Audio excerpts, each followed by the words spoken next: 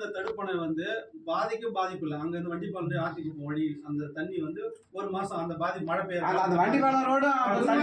வேற எந்த பட்டா நிலமும் பாதிக்கப்படலை. ஆனா இந்த உயரம் அதிகரிச்சதுனால கிட்டத்தட்ட 3000 ஏக்கர் நாங்க சொல்ல சார் வேளாண் துறை உங்களுக்கு தெரியும். ஏன்னா தண்ணி நின்று 3 வருஷமா அவங்க பயிர் வைக்க முடியல. இங்க வந்து விவசாயிகள் எல்லாமே 3 வருஷமும் எந்த பயிர் வைக்க முடியல. இது வரையுமே தண்ணி நிக்குது. கிட்டத்தட்ட ஒரு மாசத்துக்கு முன்னாடி நம்ம நிறுவனர் வந்து பார்வையிட்டாரு. அப்ப பாத்தீங்கன்னா பூராவே சகதியா நிக்குது. பயிர் வைக்க முடியல.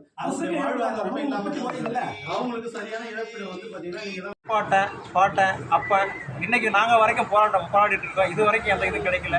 இன்னைக்கு சமீப காலத்தில் வந்து வனத்துறை வந்து இதில் வந்து கிட்டத்தட்ட இப்போ சமீபத்தில் வந்து வனத்துறை கிட்ட ஒப்படைச்சிட்டு பறவைகள் சரணாலயமே அறிவிச்சிருக்காங்க. பறவைகள் சரணாலயமே அறிவிச்சது எங்களுக்கு ரொம்ப சந்தோஷம் தான். 5 அறிவு உள்ள ஒரு பறவைக்கு வந்து நம்ம நாடு இவ்வளோ முக்கியத்துவம் கொடுக்கும்போது 6 அறிவு உள்ள இந்த மக்களுக்கு வந்து வாழ்வாதாரத்துக்கும் சரி, பிழைப்புக்கும் சரி, வாழறதுக்கும் சரி என்ன முக்கியத்துவம் தராங்க.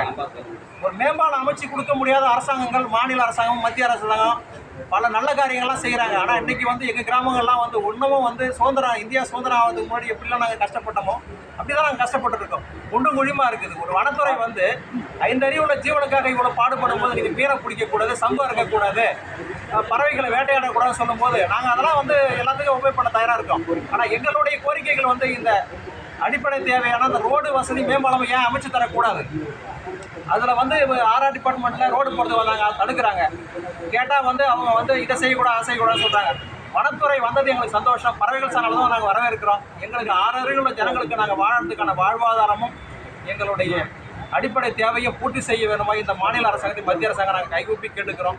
இதை தயவு செஞ்சு எங்களுக்கு வந்து இதை செஞ்சு கொடுங்க சொல்லி மன்றாடி இவ்வளோ ஜனம் கிட்டத்தட்ட 25 ஜனம் மக்கள் வந்து இன்றைக்கி வந்து வட்டாட்சியர்கிட்ட நாங்கள் மனு கொடுக்க வந்திருக்கிறோம். எங்களுடைய பணிவான இந்த வேண்டுகோளை